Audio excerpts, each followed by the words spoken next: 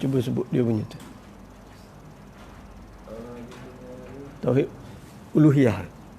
Uluhiyah.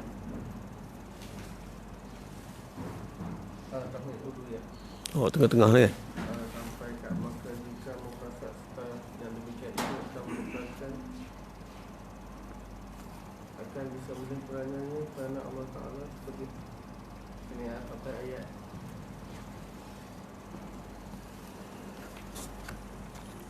Oh, okey. Sampai ayat tu.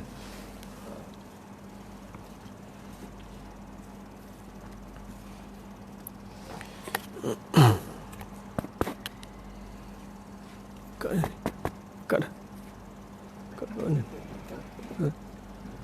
Oh, ni. Assalamualaikum warahmatullahi wabarakatuh. A'udzubillahi minasyaitonirrajim. Bismillahirrahmanirrahim. Alhamdulillah nahmaduhu wa nasta'inuhu wa nastaghfiruh wa na'udzu billahi min shururi anfusina wa min sayyiati a'malina man yahdihillahu fala mudilla lahu fala hadiya lahu. Asyhadu an la ilaha illallah wa asyhadu anna Muhammadar Rasulullah. Subhanaka la ilma lana illa ma 'allamtana innaka antal alimul hakim. Rabbi shrah li sadri wa yassir li amri wa hlul 'uqdatam min lisani yafqahu qawli, amma ba'd. Tuan-tuan muslimin muslimat yang dirahmati Allah Subhanahu wa taala, insya-Allah kita menyambung kembali membaca kitab perisai bagi sekalian mukallaf Abdul Qadir bin Abdul Muttalib al-Mandi. Telah pun sampai kepada tauhid yang kedua, iaitu tauhid al-uluhiyah, iaitu bagaimana kita mentauhid ataupun mengesakan Allah Subhanahu wa taala dari sudut peribadatan, iaitu kita tidak menyembah yang lain selain daripada Allah Subhanahu wa taala. Sebagaimana kita mengakui bahawa Allah Subhanahu wa taala itu dialah satu-satunya Tuhan yang mencipta, yang memiliki dan yang mentadbir sekalian alam ini dalam tauhid ar-rububiyah, iaitu dialah satu-satu yang mencipta, yang memilih dan yang mentadbir dalam tauhid ar-rububiyah. Demikianlah juga kita mentauhidkan Allah Subhanahu wa taala di dalam beribadah. Jadi bila kita menyembah, maka kita juga menyembah hanya senya kepada Allah Subhanahu wa taala. Jika kita mengatakan dialah satu-satu yang mencipta, yang memilih dan yang mentadbir alam ini, maka demikian jugalah kita mengatakan dialah satu-satunya Tuhan yang kita ibadahkan, yang kita sembah. Jadi jangan kita mengatakan dialah yang mencipta alam, dialah satu-satunya yang memilih dan dialah satu-satunya mentadbir alam ini. Tapi bila mana kita beribadah kepada yang lain daripada Allah, ataupun kita beribadah, kita sekutukan bersama-sama dengan dia, kita juga menyembah yang lain daripada dia, maka itu disebut sebagai melanggar ataupun menyalahi tauhid al-uluhiyah, iaitu kita mengesakan Allah Ta'ala dari sudut peribadatan. Jadi kita sambung lagi perbahasan kita.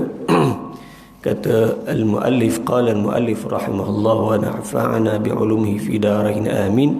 Kata tuan pengarang kita, semoga Allah Ta'ala merahmatinya dan memanfaatkan ilmunya di dunia dan di akhirat, dan amin. Dan ini tauhid ialah yang mengingkari akan dia orang musyrikun. Dan inilah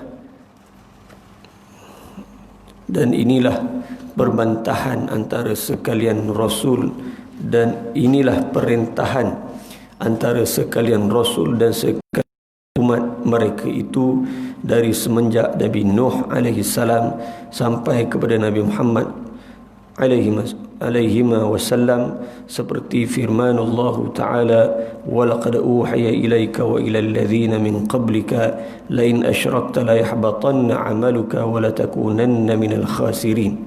Betul situ.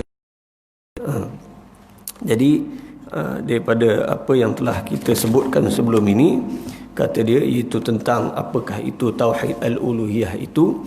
Maka kata Syekh Al-Mandili, dan inilah yakni tauhid al-uluhiyah ini merupakan salah satu cabang tauhid yang kebiasaannya diingkari, yang selalunya tak diikuti oleh golongan musyrikin ataupun musyrikun.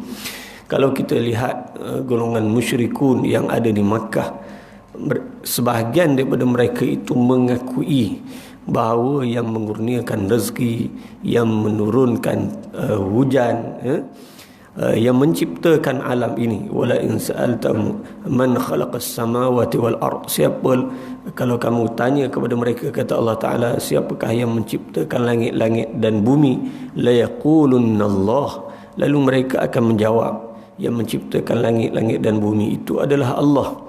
Tetapi pada masa mereka itu mengakui bahawa yang menciptakan langit-langit dan bumi itu adalah Allah, mereka tidak menyembah hanya kepada Allah, tetapi mereka jadikan bersama dengan Allah Ta'ala itu sekutu. Iaitulah patung-patung yang mereka pahat, yang mereka letakkan di sekeliling Kaabah. Lalu mereka mengatakan bahawa kami menyembah patung-patung ini liyuqarribuna ilallahi zulfa. Kononnya mereka mengatakan kami menyembah patung-patung ini untuk mendekatkan kami kepada Tuhan. Jadi seolahnya patung itu juga merupakan Tuhan bagi mereka yang mereka sembah, sedangkan patung itu adalah merupakan barang yang mereka sendiri cipta, yang mereka sendiri pahat dengan tangan-tangan mereka sendiri. Jadi itulah yang dinamakan sebagai syirik dalam peribadatan. Sepatutnya mereka solid hanya directly menyembah Allah Subhanahu wa Ta'ala. Dan ini bermula daripada zaman Nabi Nuh alaihi salam lagi. Sedangkan semua nabi-nabi dan rasul daripada Nabi Adam alaihi salam sendiri sebenarnya telah datang menyeru manusia supaya menyembah hanya kepada Allah Subhanahu wa Ta'ala. Tetapi bila agama Allah Ta'ala ini diselewengkan, diciptakan berhala-berhala untuk menjadi perantara disembah, maka disitulah bermulanya sejarah manusia mensyirikkan Allah Subhanahu wa Ta'ala. Jadi Allah Ta'ala kata, sesiapa yang mensyirikkan dia, la yahbatanna amaluka wa la takunanna minal khasirin. Siapa yang mensyirikkan dia, maka akan tergugurlah segala amalan dia. Orang yang syirik ni tuan-tuan, amalan dia gugur, tak diterima oleh Allah Subhanahu wa Ta'ala. Bahkan kalau sampai ke peringkat syirik al-akbar, syirik yang besar, bukan sahaja sekadar gugur amalan, tetapi boleh membawa kepada murtad, keluar daripada agama Islam. Sebab tu jangan sekali-kali kita melakukan syirik, imma syirik besar wa imma syirik yang kecil. Kan seperti orang yang pergi berjumpa dengan bomoh, kan, dia pergi berjumpa dengan bomoh, dia cuma nak try test saja. Dia kata dia tak percaya pun ke bomoh tu, tapi nak try test saja, dia kata. Sedangkan Nabi kata, man ata'arrafan fa asalahu an syai'in, dia pergi berjumpa dengan bomoh, lalu dia bertanya dengan sesuatu perkara, kononnya dia cuma nak try sahaja, lam tuqballahu salatu 40 lailatan. Dia tak percaya, tetapi dia saja nak test tanya, nak try saja, saja dia kata. Tapi sebenarnya kalau dia pergi tu, dia nak try itu pun sebenarnya dah ada unsur dia percaya. Patut dia tak payah pergi. Jadi bila dia pergi saja, dia tanya saja tuan-tuan, maka lam tuqballahu salatu 40 lailatan. Dalam Sahih Muslim, Nabi SAW mengatakan tak diterima solatnya 40 malam. Nampak? Solat dia tak diterima, maksudnya tak ada pahala. Tapi kalau dia pergi tanya, lepas tu dia percaya, fasaddaqahu bima yaqul, dia percaya pula, dia benarkan, betul-betul bomoh ni kata, maka faqad kafar bima unzila ala Muhammadin, dia telah kufur dengan apa yang Allah Ta'ala turunkan ke atas Nabi Muhammad. Apa yang Allah Ta'ala turunkan, Allah Ta'ala kata bahawa yang ghaib tiada siapa yang tahu kecuali Allah. Kan? Yang ghaib, benda-benda yang akan datang tentang umur kita, bila kita akan mati, tentang untung nasib kita, rezeki kita pada masa akan datang, tidak ada siapa yang tahu kecuali Allah. Kita cuma disuruh berusaha saja, bukan menilik apa nasib kita. Jadi kalau dia pergi jumpa dengan bomoh apa semua ahli nujum ni, ini tuan-tuan semuanya kerja-kerja yang mensyirikkan Allah Subhanahu wa taala. Boleh merosakkan amalan kita. Sampai satu peringkat boleh menyebabkan kita kufur murtad, keluar daripada Islam. Artinya dan sungguhnya telah diberitahu kepada engkau hai Rasulullah dan kepada sekalian Rasul yang dahulu daripada engkau, demi Allah jika menyekutukan engkau akan Allah Ta'ala pada ibadah fardu, pada ibadah yang fardu takdir, nescaya batil segala amal ibadah engkau. Jadi kalau dia menyekutukan Allah Subhanahu wa taala pada peribadatan, iaitu pada penyembahan Allah Subhanahu wa taala, yang mana kita menyembah Allah Taala ini suatu perkara yang fardu, yang wajib. Jadi kalau kita sembah selain daripada Allah, maka tuan-tuan batillah segala amal ibadah kita yang lain. Batil, tak diterima segala amal ibadah kita. Kalau kita umpamanya kita ada melakukan perkara-perkara yang syirik, kita umpamanya berdoa kepada lain daripada Allah Subhanahu wa taala, kita pergi ke kubur, kita pergi memohon kepada orang dengan i'tiqad bahawa orang yang ada dalam kubur hajat kita, padahal yang menunaikan hajat kita itu adalah Allah. Kita i'tiqad tak orang dalam kubur tu. Sebab apa? Sebab orang dalam kubur tu dulu dia adalah seorang yang saleh, yang warak, dan terzahir padanya karamah-karamah, perkara yang luar biasa. Jadi bila dia dah mati, kita pergilah ke kubur dia, kita pergi doa kepada dia, moga-moga dengan doa kita tu kepada dia, dia akan kabulkan pula, kan? Sedangkan orang tu dah meninggal dah meninggal dunia dah. Jadi dia minta dengan orang dalam kubur tu. Itu dipanggil al-istighatsah bil amwat, memohon pertolongan dengan orang mati. Jadi itu syirik, tuan-tuan. Itu perbuatan yang syirik. Walaupun kemudiannya dia balik, dia pun sembahyang, dia tak tinggal solat fardu 5 waktu dan sebagainya. Tetapi oleh kerana tadi bila dia nak memohon hajat dia tu, dia minta dengan orang yang dalam kubur tu. Sedangkan orang tu memang kita tahu dah, dia tak mampu memberikan apa-apa pun hajat manusia ni. Dan dia sendiri pun berhajat kepada Allah Subhanahu wa taala. Ya, jadi kalau keadaannya begitu, maka dia telah melakukan syirik kepada Allah Subhanahu wa taala. Dia berbeza dengan pandangan para ulama yang membenarkan tawassul kepada orang saleh yang telah meninggal dunia. Bukan minta dengan orang tu, tetapi kita minta dengan moga-moga keberkatan, kesolehan amal orang yang soleh tadi tu. Itu lain, itu dia ada perbahasan dia lah. Tapi orang-orang yang pergi ke kubur, yang pergi sampai kadang-kadang ada yang menyembah kubur, tuan-tuan, yang tu jelas itu istighatsah bil amwat. Ni selalunya geng-geng yang cari nombor ekor dan sebagainya. Dia memang jenis jahat dah, jenis tak sembahyang dah kadang tu, kan? Jadi perangai yang macam ni banyak lagi, ada lagi berlaku dalam masyarakat kita. Saya pernah cerita itu kan, saya pergi ke Pulau Besar, tengok macam mana keadaan orang kita ni buat benda-benda yang syirik.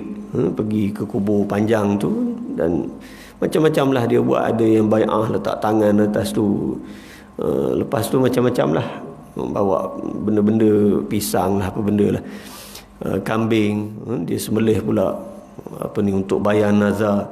Jadi itu semua, tuan-tuan, adalah perbuatan yang jelas-jelas syirik kepada Allah Subhanahu wa taala. Dan nescaya adalah engkau daripada sekalian yang rugi dunia dan akhirat. Jadi orang yang buat benda-benda yang syirik ni, tuan-tuan, rugilah dia, kan? Jenis yang pakai tangkal pun samalah. Dia semayang tapi dia pakai tangkal, dia percaya kepada tangkal, kan? Yang disebut juga dengan wifik, kan? Kalau kita buka dalam tangkal tu, kita akan dapati kita tak boleh nak faham apa benda tulisan ni. Dia ada bentuk-bentuk macam abjad, abjad huruf-huruf Arab, lepas tu ada angka-angka pula, tapi disusun atur dengan cara yang berterabuh ataupun dengan cara yang kadang-kadang ada bentuk-bentuk rajah-rajah dia. Itu dipanggil sebagai wifik. Jadi tuan-tuan, itu semua tak boleh kita gunakan. Itu syirik sebenarnya. Itu perkara yang syirik. Dia pakai tangkal, dalam keadaan dia pakai tangkal tu, dia semayang macam kita juga, pergi Jumaat, pergi 5 waktu, ataupun tak pergi 5 waktu ke surau masjid pun dia solat lah, tak tinggal solat. Bila kita tanya dia, apa benda ni kamu pakai? Ini kan tangkal. Tamimah dia panggil. Kan, innar ruqa wat tamaima wat tiwalata syirkun, sesungguhnya jampi serapah yang tak difahami makna, wat tamaim tangkal menangkal, wat tiwalata ubat guna-guna, syirkun adalah merupakan syirik kepada Allah Taala. Jadi dia pakai benda-benda macam tu, dia juga. Bila kita tegur dia, dia kata tak ada apa ni ustaz, saya cuma ikhtiar saja. Nampak tu ayat dia tu ikhtiar. Ikhtiar pun tuan-tuan, kamu sedang buat syirik kepada Allah Taala. Sebab tu Nabi SAW bila nampak ada seorang sahabat dia pakai jenis macam gelang ni, kononnya nak menolak penyakit lah, menolak balak dan sebagainya, maka Nabi suruh buang terus. Nabi tak benarkan. Jadi jangan pakai. Maknanya benda tu tak boleh, walaupun mungkin ialah sahabat pakai tu, dah tentulah sahabat ni bukan jenis orang tak semayang kan, jenis semayang juga, tetapi maknanya syirik perbuatan itu, tak dibenarkan, tak boleh. Jadi bila kita nak meminta, memohon perlindungan dan sebagainya, maka solid mesti kepada Allah Subhanahu wa Ta'ala, jangan syirik kepada dia. Dan firman-Nya, wa annal masajida lillahi fala tad'u ma'allahi ahada, artinya diberitahu kepada aku bahawasanya segala tempat sembahyang itu tertentu ia bagi Allah Subhanahu wa Ta'ala, maka jangan kamu ibadatkan padanya akan seseorang serta Allah Subhanahu wa Ta'ala. Jangan kita menyembah bersama-sama dengan Allah Ta'ala itu yang lain daripadanya. Ini seumpama orang yang mendirikan masjid kerana kubur. Kerana ada kubur di situ, dia diri masjid. Sebab apa? Sebab bukannya nak membesarkan Allah, tetapi kerana nak membesarkan kubur yang ada di dalamnya. Tuan-tuan, jadi perbuatan ini adalah perbuatan yang juga termasuk dalam perbuatan syirik. Saya bila pergi ke Iran, tuan-tuan, saya pergi ke Iran, cerita lama lah kan, buat kajian. Jadi bila saya lihat di sana, banyak masjid tu dia sebenarnya bukan masjid, dia shrine. Dia sebenarnya, kita nak kata apa benda ya, orang putih kata shrine. Dia adalah dipanggil mazar. Mazar ni tempat ziarah. Jadi tujuannya tuan-tuan, dia dirikan masjid itu ialah kerana nak pergi ziarah kubur, atau dengan kata lainnya nak pergi puja kubur. Jadi di mana ada tempat orang Syiah itu sebagai kubur imam mereka, maka mereka dirikan masjid. Sebab apa dirikan masjid? Kerana nak pergi ziarah, nak pergi tawaf kat situ, nak pergi tabarruk kat situ, nak pergi berdoa kat situ, apa semua. Jadi yang mereka nak tuju tu kubur tu, bukannya Allah Ta'ala. Itu yang dimasukkan dalam ni. Jangan kamu bina masjid ni kerana nak dewakan kubur, tak boleh. Kerana kamu nak puja kubur, tak boleh, tuan-tuan. Jadi itu satu perbuatan yang jelas syirik kepada Allah Subhanahu wa Ta'ala.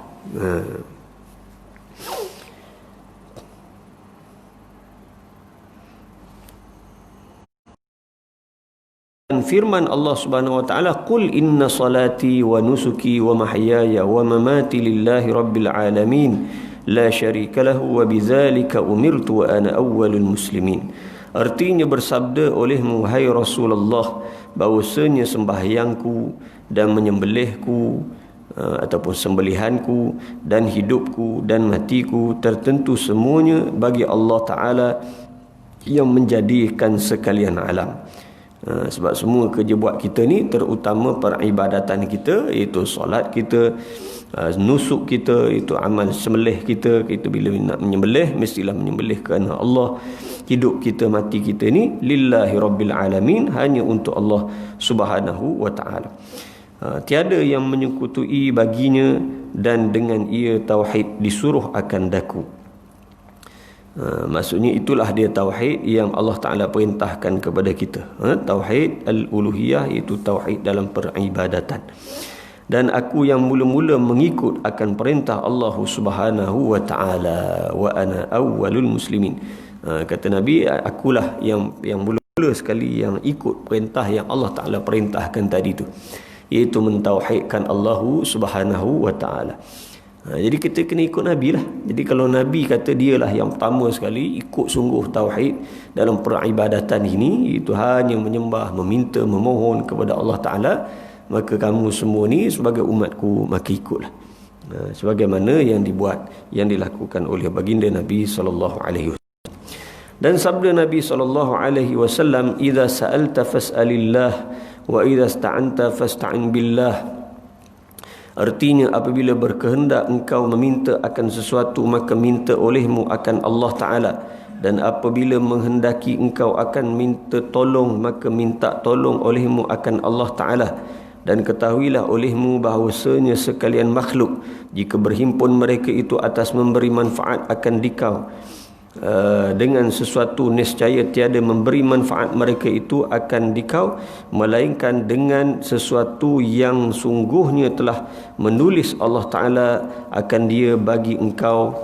Dan jika berhimpun mereka itu atas bahawa memberi mudarat akan dikau, dengan sesuatu niscaya tiada memberi mudarat mereka itu akan dikau, melainkan dengan sesuatu yang sesungguhnya telah menulis akan Allah Ta'ala atas engkau. Wallahu Ta'ala alam. Ini hadis yang Nabi SAW sebut kepada Sayyidina Ibn Abbas. Ketika itu Sayyidina Ibn Abbas ni masih dipanggil sebagai ghulam. Ghulam ni budak kecil lagi lah, macam tu, mungkin 8 tahun umurnya. Budak lah kalau zaman kita ni, budak ni jenis kuat main je kan, tak tahu benda pun. Tapi Nabi dah boleh cakap tentang akidah, tuan-tuan. Nampak? Nabi pesan kepada Sayyidina Ibn Abbas radhiyallahu anhu, Nabi kata, "Wa'allimuka kalimatin," aku nak ajarkan kepada kamu beberapa kalimah. Kata Nabi sallallahu alaihi wasallam kepada Ibn Abbas, "Ihfazillah yahfazuk." Kamu jagalah Allah, Allah Ta'ala akan jaga kamu. Kamu pelihara Allah, Allah Ta'ala pelihara kamu. Ihfazillah tajidhu tujahak. Kamu jagalah Allah, kamu akan dapati Allah Ta'ala boleh menyelesaikan segala masalah kamu. Ni Nabi pesan kepada apa? Kepada Sayyidina Ibn Abbas. Maksud pelihara Allah tak apa dia? Kamu jaga perintah Allah, kamu jaga larangan Allah, jangan buat tinggal. Jaga sungguh, pegang dengan agama ni betul-betul. Yahfazuk, Allah Ta'ala jaga kamu, jangan bimbang. Kamu pelihara Allah, mana jaga agama kamu, ikut segala yang diperintah, tinggal segala yang dilarang. Tajiduhu tujahak. Masalah Allah Ta'ala ada bersama kamu, membantu, akan memudahkan segala urusan kamu. Fa idza sta'anta fasta'in billah. Kalau kamu nak minta pertolongan, jangan bimbang, minta dengan Allah Ta'ala. Wa idza sa'alta fas'alillah. Kamu nak sesuatu, maka minta dengan Allah. Doa dengan Allah Ta'ala. Nah, ini tuan-tuan, kita boleh pesan ke anak kita macam itulah. Macam Nabi pesan kepada Ibn Abbas radhiyallahu anhu. Nabi pesan ni akidah ni, tuan-tuan. Nak mohon, nak minta apa, minta dengan Allah Ta'ala. Allah Ta'ala ada, doa dengannya. Masalah COVID ni kan, betul lah kita duk cari vaksin apa semua, tapi jangan lupa minta dengan Allah Ta'ala. Sebab penyakit Allah Ta'ala yang bagi. Allah Ta'ala yang bagi. Boleh jadi yab'athuhullahu 'adzaban liman yasha'. Boleh jadi Allah Ta'ala turunkan wabak penyakit ni kerana Allah Ta'ala nak azab pada orang yang dia kehendaki. Boleh jadi. Dalam hadis sahih sebut begitu kan. Boleh jadi dia nak azab satu kaum, tetapi kena semua kan. Wa rahmatan lil mu'minin. Betul, dia mungkin nak azab pada sebahagian yang dia kehendaki, tetapi dia merupakan rahmat kepada orang mukmin. Orang mukmin macam mana pun keadaan dia, ajaban li amril mukmin. Ajaib, sentiasa dalam keadaan baik.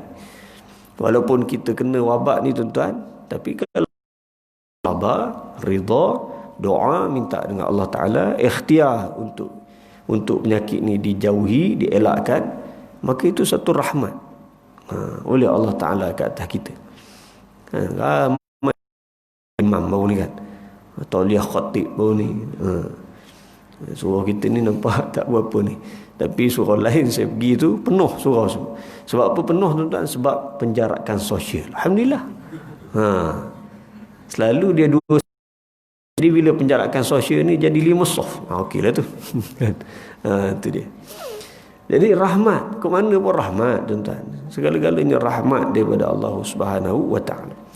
Jadi kata Nabi kepada Ibn Abbas radhiyallahu anhu, nak mintalah kepada Allah, minta tolong dengan Allah Taala. Dan kata Nabi SAW, wa'lam annal ummata law ijtama'at ala an yanfa'uka bi syai'in lan yanfa'uka illa bi syai'in qad katabahu Allahu laka. Kalau ketahuilah, kata Nabi SAW, kalaulah umat ini berhimpun semua sekali, tak kira umat manusia sekalipun, manusia dan jin bersatu semua sekali berhimpun untuk apa? Untuk memberikan manfaat kepada kamu, lan yanfa'uk, tidak sekali-kali seluruh umat manusia dan jin itu mampu untuk memberikan manfaat kepada kamu illa bisyai'in qad katabahu Allahu lak, kecuali dengan sesuatu yang Allah Ta'ala telah takdirkan, telah untuk kamu. Dan ketahuilah juga, la ijtama'at, kalaulah umat itu keseluruhannya berhimpun, manusia dan jin, untuk memudaratkan kamu pun, lam yadurruk, mereka tidak akan mampu untuk memudaratkan kamu illa bisyai'in qad katabahu Allahu lak, kecuali dengan sesuatu yang Allah Ta'ala telah tentukan alaik, ke atas kamu. Tak ada, tuan-tuan. Dia buatlah macam mana pun nak mudaratkan kamu, kalau Allah Ta'ala takdirkan tidak akan memudaratkan kamu, maka tidak akan jadi mudarat tersebut. Dan fi'atil aqlam wa jaffatis suhuf. Ini, tuan-tuan, hadis yang sangat-sangat penting kita fahami, yang Nabi SAW nakkan kepada kita tentang pentingnya kita bertauhid dengan tauhid al-uluhiyah. Kita sembah Allah dan kita minta pun mesti kepada Allah. Jangan kita sembah dia semayang, tetapi bila minta kat lain pula dah. Jadi rosak juga tauhid uluhiyah kita itu. Sebab itulah bila kita salat dalam suratul Fatihah, kita sebut iyyaka na'budu wa iyyaka nasta'in. Iyyaka na'budu wa iyyaka nasta'in. Kepada engkaulah wahai Allah yang kami sembah, dan kepada engkaulah yang kami mohon pertolongan. Jadi kenapa pula kepada engkaulah yang kami sembah dan kepada jinlah kami minta pertolongan? Pelik kan? Kepada engkaulah yang kami sembah, kepada kami minta pertolongan. Itu kan pelik. Dan dah disebut dalam Fatihah dah. Jadi kalau kita menyembah Allah, kita juga mesti memohon, meminta hanya kepada Allah Subhanahu wa Ta'ala. Maka itulah yang disebut sebagai tauhid al-uluhiyah. Itu kita mengesakan tauhid kita dalam memohon hanya senya kepada Allah Subhanahu wa Ta'ala. Saya nak sebut sikit, tuan-tuan, tentang masalah yang saya sebutkan sepintas lalu, yang disebut sebagai tawassul, yang sering menjadi pertikaian di kalangan sesetengah pihak. Tuan-tuan, tawassul ini maksudnya ialah kita berdoa dengan perantaraan. Berdoa dengan perantaraan ni bukanlah kita kata bahawa secara mutlaknya tidak ada. Ada sebenarnya. Cuma di sana ada khilaf di kalangan para ulama. Ada tawassul, moga-moga engkau tunaikanlah hajat aku sekian. Kita bertawassul dengan apa tu? Dengan amal soleh kita sendiri. Dengan amal soleh kita sendiri. Tuan-tuan ni orang yang kuat berselawat ke atas Nabi, bertawassul dengan selawat ke atas Nabi. Tapi janganlah tak selawat lah. Allahumma salli ala Muhammad wa ala ali Muhammad contohnya. Ataupun baca selawat yang paling afdal, iaitu selawat Ibrahimiyah. Baca selawat Ibrahimiyah tu, kemudian selepas pada itu bertawassul lah, ya Allah, moga-moga dengan keberkatan selawat Ibrahimiyah ini maka begini. Itu bertawassul dengan amal soleh kita sendiri. Tak kira lah amal soleh ni macam-macam lah. Kita tolong orang ke, kita sembahyang solat sunat duha tak tinggal ke, apa juga amal soleh kita. Tidak ada khilaf kalangan para ulama. Dan yang ketiganya, kita bertawassul dengan doa orang soleh yang masih hidup. Ini tidak ada khilaf di kalangan para ulama. Kita tahu di contohnya di surau kita ni ada seorang soleh. Kadang-kadang orang soleh ni, tuan-tuan, dia ada dua. Satu, orang soleh yang dikenali dengan kewaraannya, dengan ilmu dan sebagainya. Yang keduanya, orang soleh yang tak dikenali. Kadang-kadang kita je perasan, ataupun seorang dua yang perasan. Dia ni kadang-kadang duduk lepas-lepas daripada solat subuh, kalau tak ada kuliah dia duduk baca Quran kat masjid sampailah waktu duha. Lepas tu selalu beriktikaf contohnya. Ataupun dia ni orang sembang apa benda pun dia tak campur. Maksudnya dia tak cakap benda-benda yang tak senonoh, yang boleh mendatangkan dosa ataupun sia-sia. Dia jaga lidah dia. Orang macam ni kadang-kadang orang pun tak kenal. Kan, orang yang biasa-biasa je. Kadang-kadang orang macam ni tuan-tuan mustajabud doa. Kadang dia punya doa dia mustajab sebab dosa dia kurang. Dosa dia kurang. Jadi tuan-tuan pergi jumpa dengan dia, beritahu haji, saya nak minta tolong haji doakan anak saya nak periksa tahun ni. Contoh. Minta tolong dia. Kadang-kadang kita akan jumpa orang yang macam ni kan, selalunya orang tua lah tuan-tuan. Yang macam ni. Dia dah kurang dosa pun tak ada apa dah, dia hidup dia dengan ibadat saja. Minta suruh dia tolong doakan. Ini doa orang yang soleh yang masih hidup. Ataupun kita berjumpa dengan alim ulama lah, yang memang dikenali kesolehan, keilmuan, kewaraan dia. Pergi jumpa dengan dia dan minta dia doakan. Yang tu biasa. Jadi 3 jenis ni tuan-tuan, ini tawassul yang tidak ada khilaf kalangan para ulama. Tidak ada khilaf. Dan yang ada khilaf ialah tawassul tentang tawassul dengan kedudukan Nabi sallallahu alaihi wasallam, dan juga tawassul dengan orang-orang soleh yang telah meninggal dunia. Bukannya bertawassul dengan tubuh badan dia tu. Tubuh badan dia tu dah tak ada apa dah, tapi dengan kedudukan dia. Itu yang kita dengar di dalam macam khutbah, disebutkan dalam khutbah Jumaat, ada doa kat hujung tu disebut wan tawassalu ilaika, dan kami bertawassul dengan kedudukan nabimu. Ni tuan-tuan sebagian ulama kata boleh. Jadi jangan kita dalam masalah yang macam ni jangan kita perbesarkanlah. Sebagian ulama kata boleh untuk bertawassul dengan kedudukan Nabi sallallahu alaihi wasallam yang tinggi taala tu. Sebagaimana yang ada disebut dalam doa lepas azan tu. Jadi kedudukan Nabi ni sangat-sangat tinggi. Jadi kita bertawassul dengan kedudukan Nabi itu. Moga-moga dengan kedudukan Nabi itu Allah Ta'ala menunaikan doa kita. Yang Allah Subhanahu Wa Ta'ala menerima doa kita.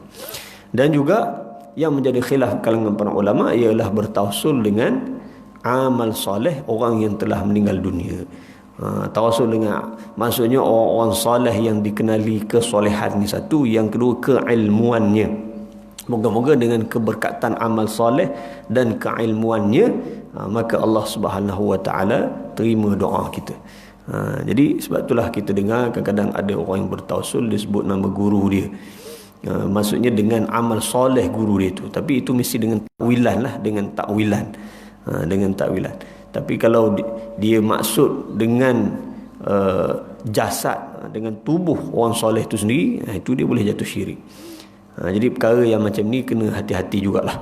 Kena berhati-hati. Tapi kita pun tak boleh nak bermudah-mudahan mensyirikkan orang pun tak betul juga. Itu juga boleh mendatangkan sekap jarang ataupun tuduh-menuduh kita sesama kaum muslimin. Jadi yang tu pun kena elakkan juga. Jadi saya ingat kita berhenti sekadar tu sebab kuliah-kuliah sekarang ni dia diminta untuk dipendekkan. Jadi kita berhenti sekadar ni, insya-Allah moga ada manfaatnya. Dan kalau ada rezeki insya-Allah kita sambung lagi dalam kuliah akan datang. Kita masuk kepada tauhid al-asma was sifat. Maksudnya kita dah habis 2. Jadi saya ingat sekadar tu saja insya-Allah. Ada soalan? Ya.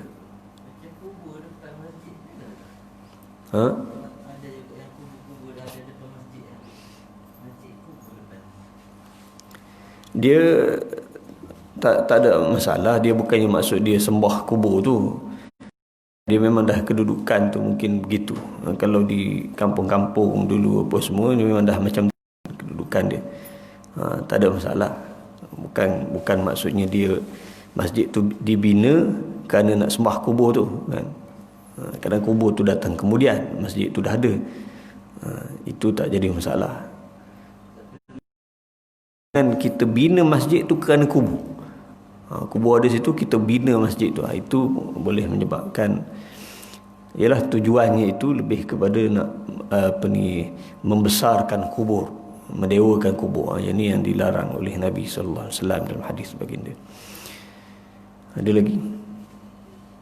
Jadi kita berhenti sekadar ni, insya-Allah ada rezeki temu lagi yang baik pada Allah Taala, kurang daripada diri saya sendiri. A'udzubillahi minasyaitonirrajim. Bismillahirrahmanirrahim. Allahumma faqihna fid din wa 'allimna at-ta'wil. Allahumma zidna 'ilma warzuqna fahma. Allahumma ij'alna mimman yastami'una al-qawla fayattabi'una ahsana. Wa sallallahu ala sayyidina Muhammadin wa ala alihi wa sahbihi wa baraka wa sallam. Walhamdulillah. Subhanakallahumma wa bihamdika asyhadu an la ilaha illa anta astaghfiruka wa atubu ilaik. Assalamualaikum warahmatullahi wabarakatuh.